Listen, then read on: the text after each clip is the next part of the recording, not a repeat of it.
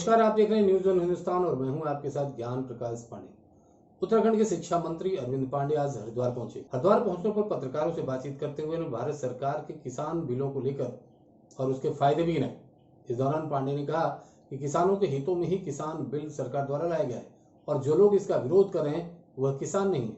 उन्होंने अभिभावकों को भी फीस को लेकर आड़े हाथों लिया।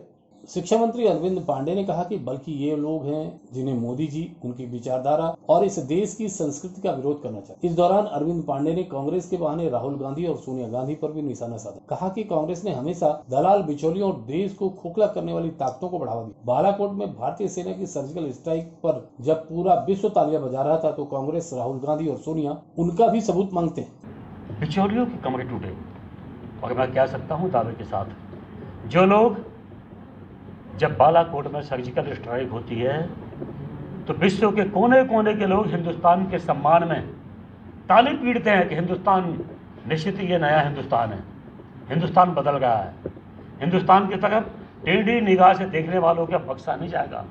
विश्व के कोने कोने में लोग खड़े होकर तालियां पीटते हैं हिंदुस्तान के पक्ष में। और आज ये कांग्रेस, ये राहुल गांधी, सोनिया सेना जब उसका भी सबूत मांगते हैं, माने विश्व के कोने कोने के लोग, दूसरे लोग हिंदुस्तान की तारीफ में ताली पीटते हैं और हिंदुस्तान का विपक्ष सबूत मांगता है। ये वही लोग हैं जो आज किसानों को भी गुमराह कर रहे हैं। ये वही लोग हैं जो संविधान के अंदर लिखा है कि हिंदुस्तान का जो हिंदू है ये किसी कोने में जब प्रताड़ित होगा विश्व में तो भारत माता उसकी माँ है, कभी भी आ सकता है। ये संविधान में समझौता है।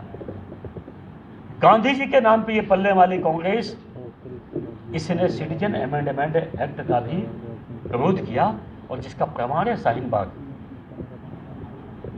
जो जम्मू कश्मीर से धारा 370, पाकिस्तान से आतंकवादी आके किसी कारण वहाँ की हमारी किसी बेटी बहन से शादी कर ले तो उसको नागरिकता दी जाती है और हिंदुस्तान का कोई मुस्लिम भाई वहाँ शादी कर ले तो उसके सारे अधिकारों से महिला के खत्म किए जाते हैं। ये ऐसा कांग्रेस संविधान लाती थी, ऐसा काम करती थी, उसको जड़ से सेंट्रल गवर्नमेंट ने खत्म किया तो कांग्रेस ने आंदोलन किया, कांग्रेस के नेताओं ने तरह तरह की बयानबाजी की। यानी मैं स्पष्ट कह सकता हूँ, चुनौती से कह सकता हूँ कि आज किसानों को उकसाकर जो कांग्रेस देश के अंदर अराजकता का माहौल बना रही है, उसके पीछे एक ही उद्देश्य है कि कांग्रेस हमेशा माफिया, बिचौलिए और दलाल और देश को खोखला करने वाली ताकतों को हमेशा बढ़ावा देती आई है और आज भी वो काम यही कर रही है। वहीं शिक्षा मंत्री अरविंद पांडे ने कोरोना काल के दौरान प्राइवेट स्कूलों की फीस न भर पाने में असमर्थ अभिभावकों को उनके बच्चों को सरकारी स्कूलों में पढ़ाने की नसीहत तक दे डाली और दावा किया कि आज राज्य के सरकारी स्कूलों में अध्यापकों की कमी नहीं, दूरदर्शन और अन्य संचार माध्यमों से बच्चों को पढ़ाया जा रहा। आखिर क्या कहा अरविंद पांडे ने, आप खुद ही सुनो। प्राइवेट स्कूल है, मैं पहले भी कह चुका हूँ कि अगर जो कोई भी स्कूल वाला किसी बच्चे को ऑनलाइन एजुकेशन या किसी प्रकार की शिक्षा नहीं दे रहा है, अगर जो उसके द्वारा किसी अभिभावक पे फीस के लिए जबरन दबाव बनाया गया तो मैंने अधिकारियों को निर्देश दिया हुआ है कि वो उनके खिलाफ एक्शन लें। अगर जो इसके बावजूद एक्शन वो नहीं लेते हैं तो अधिकारियों के खिलाफ एक्शन मैं लूँगा, ये तय है। लेकिन अगर जो प्राइवेट स्कूल किसी न किसी माध्यम से, नेट के माध्यम से ही अगर जो अपने बच्चों को तालीम देते हैं, पढ़ा रहे हैं और उनके अभिभावक संतुष्ट हैं तो उनको उस स्कूल को फीस देनी चाहिए, क्योंकि वहाँ भी कर्मचारी हैं, वहाँ भी स्टाफ है, उनको भी वेतन देना है, क्योंकि उनको वेतन सरकार तो देने के ही है। इसी नाते एक इंसानियत के तौर पे हमको सब पक्षों को देखना पड़ेगा। सर एक पक्ष में मेरा सुन लीजिए, मैं अभिभावक हूँ मंत्री सीधा जिस आदमी के 3 बच्चे एक स्कूल में पढ़ रहे हैं और जबरदस्ती में फीस ली जा रही है, आपके जिले के अधिकारियों को कहा जा रहा है, उसके बाद कोई एक्शन नहीं हो रहा है।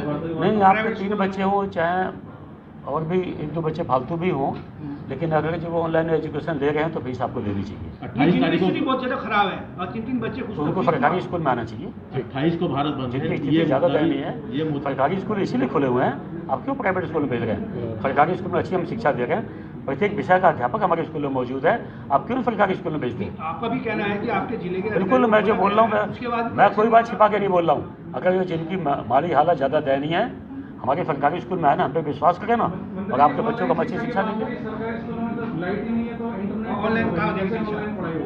हमारे यहाँ सरकारी स्कूलों में हम दूरसंचार के माध्यम से भी रेडियो संचार के माध्यम से और दूरदर्शन के माध्यम से एपिसोड बना के हम पढ़ा रहे हैं। ऐसा नहीं होता कि हमेशा लाइट नहीं होती है, घरों में लाइट होती है। और हमने देखिए भाई साहब ऐसा है, बिल्कुल आपकी जब बात बोल रहे हैं, मैं आपकी बात पर किसी बात पर मैं कोई टिप्पणी नहीं कर रहा हूँ, लेकिन मैं बोल रहा हूँ कि बहुत सौ रुपये एक आध जगह हो भी सकता है, हम उसको ठीक करें। हरिद्वार से नवीन कुमार के साथ चंदन कुमार की रिपोर्ट। बागपत जनपद में ट्रैक्टर पर खतरनाक स्टंट का वीडियो सोशल मीडिया पर वायरल हो रहा है, जिसमें एक युवक ट्रैक्टर पर बैठकर उसे हवा में उछाल रहा है। इतना नहीं, चलते ट्रैक्टर को 2 पहियों पर खड़ा कर उस पर स्टंट भी दिखा रहा है, जो उसकी जान के लिए जोखिम बना सकती है। पेश है एक रिपोर्ट।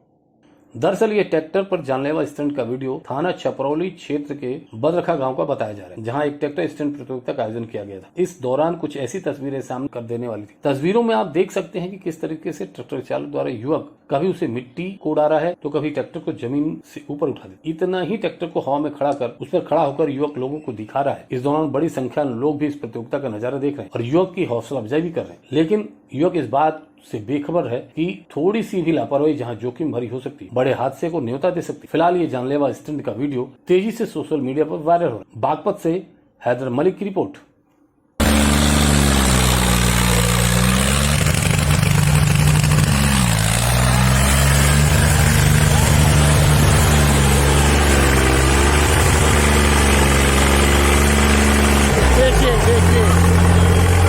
देखिए कैसा स्टंट है, बहुत बढ़िया। ये है।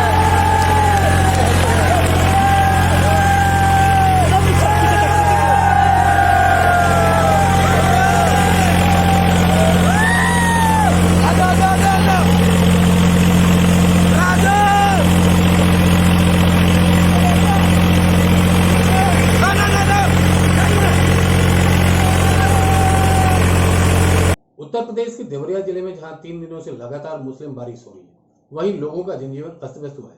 कई सरकारी और प्राइवेट कार्यालयों से लोगों के घरों तक कई फीट पानी जमा हुआ है और लोग अपने घरों से नहीं निकल पा रहे।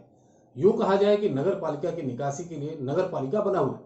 पेश है एक रिपोर्ट। वहीं एक नजारा आज देखने को मिला जब सूबे के राज्य मंत्री जयप्रकाश निषाद देवरिया कलेक्ट्रेट के NIC ऑफिस में जाने के लिए जब अपने गाड़ी से कलेक्ट्रेट पहुंचे तो परिसर में घुटने भर पानी, बारिश का पानी लगा हुआ था। मंत्री जी मजबूरन अपनी गाड़ी से उतरकर डंडे के सहारे घुटने भर पानी में चलने को मजबूर हो गए, क्योंकि NIC में मुख्यमंत्री द्वारा जिले की कई योजनाओं का लोकार्पण और शिलान्यास होना था। वहीं उनके साथ देवरिया नगर पालिका अध्यक्ष अलका सिंह भी मौजूद है और यह नजारा भी देखती रही और पानी में खुद चलती नजर। मंत्री जयप्रकाश निषाद डंडे के सहारे इसलिए चल रहे थे क्योंकि कुछ दिन पूर्व वह अपने बाथरूम में फिसल कर गिर गए थे, जिसके कारण उनको गंभीर चोट आई। उनका ऑपरेशन भी हुआ। आपको बता दें कि देवरिया जिले में मुख्यमंत्री योगी आदित्यनाथ को कल आने की सूचना थी, लेकिन किसी कारणवश मुख्यमंत्री का आगमन जिले में नहीं हो सका। उसी दौरान आज मुख्यमंत्री ने जिले की कई योजनाओं का शिलान्यास और लोकार्पण ऑनलाइन किया। वहीं मौके पर देवरिया के DM अमित किशोर, SP समेत कई अफसर भी मौजूद है।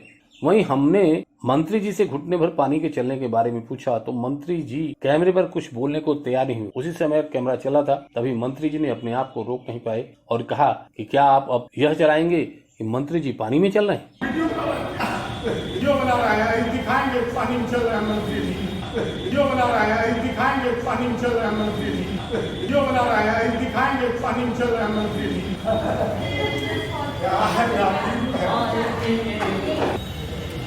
अब वीडियो बना रहे हैं, अब दिखाएंगे न्यूज में। अध्यक्षा जी का जो है हमारे नगर पालिका के अध्यक्षा जी का वीडियो मत बनाइए। देवरिया से विनोद कुमार द्विवेदी की रिपोर्ट। सोनभद्र के चोपड़ा थाना क्षेत्र के प्रीतनगर में बीती 21 सितंबर को झाड़ियों में मिले युवती की सिर कटी लाश का पुलिस ने खुलासा कर दिया। पुलिस ने कल ही महिला के सिर को भी चोपड़ा क्षेत्र से बरामद कर लिया था।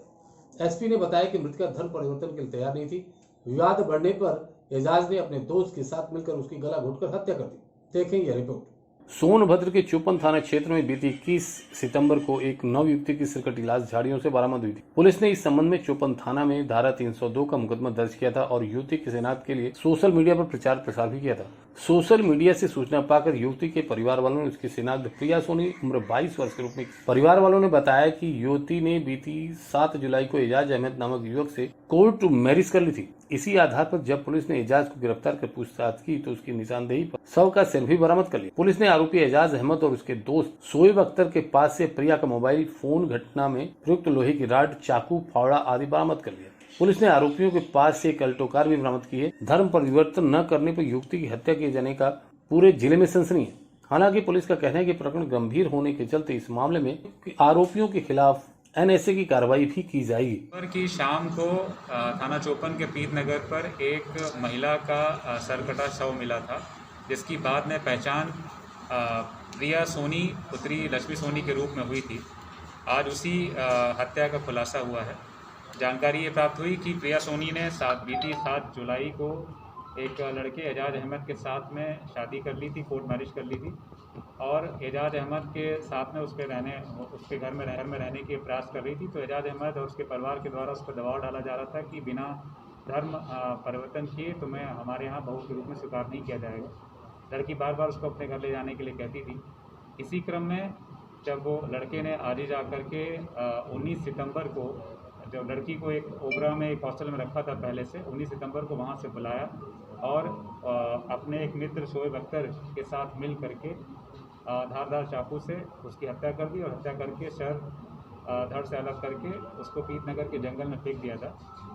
कल डॉग स्क्वाड की मेहनत के साथ में वो जो शव का सर है वो भी बरामद हो गया है, लेकिन इसके बाद भी हम लोग DNA की कार्रवाई पूरी कर रहे हैं। दोनों अभियुक्त गिरफ्तार हैं। उनके पास से जो हत्या में प्रयुक्त चाकू था, जो संबल था, वो बरामद हो गया है। जो मृतका का फ़ोन था वो बरामद हो गया है। और उन्होंने जो हत्या करने के बाद शव को छुपाने के लिए एक फावड़ा खरीदा था वो भी बरामद हो गया है।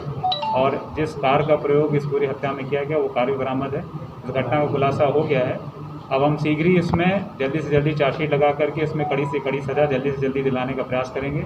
सोनभद्र से मनोज कुमार की रिपोर्ट। बने रहे खबरों में न्यूज़ वन हिंदुस्तान के साथ। नमस्कार।